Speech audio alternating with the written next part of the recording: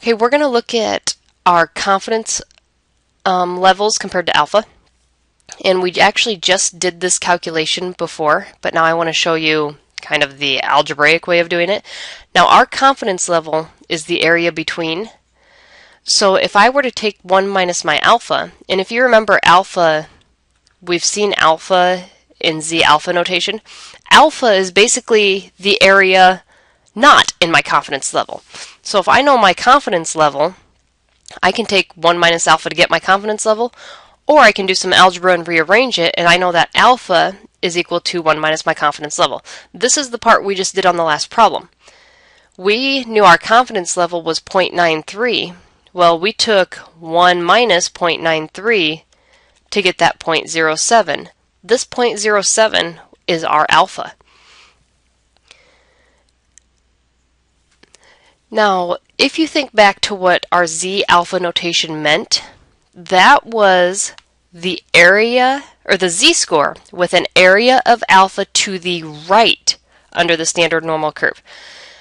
Well, now that we are doing confidence intervals, we have to tweak it a little bit, because since our alpha is the total area not under the normal curve, we have to split it in half in order to get our appropriate Z-score. Because remember, the 0.07 was the total area that had to be split into the top portion here, into the very bottom portion here. So what we're actually going to start working with is Z sub alpha divided by 2, because we only want half of that alpha. So this is saying, what's my Z-score that has an area to the right of alpha divided by 2? And the alpha comes from what area is not in my confidence level. I have to split it into 2, divide it by 2, because it gets split amongst the top and the bottom. This little notation right here is going to come up in a formula here. So when we are doing a one mean Z interval procedure, which is what we just did, finding that confidence interval estimate is basically doing a one mean Z interval procedure. There's some assumptions we have. First of all is simple random sample. We're going to assume that. We also need to have a normal distribution or a large enough sample in order to know that our distribution would be normal. And then for right now, we also need to know what sigma is. Now, if you think back to this example we just did, the first thing I did was sketched a picture. So I will always sketch a picture of the normal curve, and I will mark it out with my confidence level. That way I can think about what I'm figuring out. I need to find my Z-scores, and then I need to convert them into my data scores. After I get my picture sketched, then I need to find alpha. Now I find alpha by doing 1 minus my confidence level. So alpha is equal to 1 minus my confidence level. And then I need to use table 2 to find Z of alpha divided by 2. Now remember, once I get my alpha, that's the area that's not in my confidence interval. So I need to find the Z-score of alpha divided by 2. I need to find half of that alpha and look at the Z-score that goes with it. So the area I'm looking at is alpha divided by 2. So over here on my diagram, this is really Z sub alpha divided by 2, and the left side is negative Z alpha divided by 2.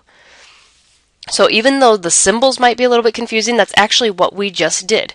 We took our area not in our confidence level, split it into half, looked that up in table 2. And then remember, your areas are on the inside, so this is the number you're looking on the inside. You're trying to find the Z-score.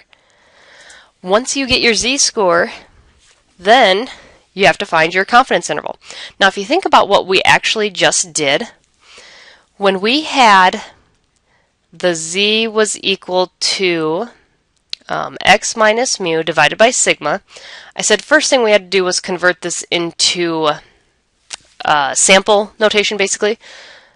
So we changed it to x minus x bar divided by sigma of x bar. Well, then we had to figure out that sigma of x bar was really sigma divided by the square root of n. So we ended up with x minus x bar divided by sigma divided by square root of n. Now if you go and do the algebra to solve this out, the first thing I would do is I would take z times sigma divided by square root of n. So I'm going to go ahead and do that, sigma divided by square root of n. And that would cancel it out from down here. Then I'm going to add my x bar. That was the first one we did. I'm going to rearrange it a little bit. I'm going to put my x bar in front and then put the z times sigma divided by square root of n on back. Then when we went back, we changed it to a negative z-score.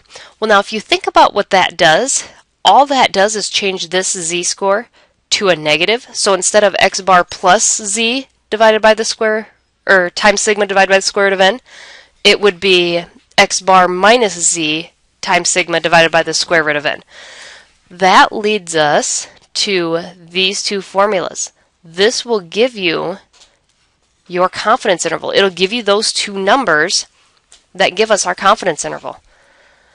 Then, the very last thing we need to do is interpret our confidence interval.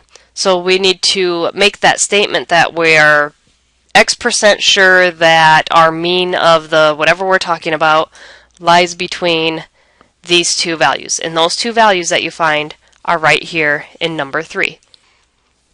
Once you get the hang of this procedure, it actually isn't that bad of a process, but you have to make sure that you're very clear about what values you're finding.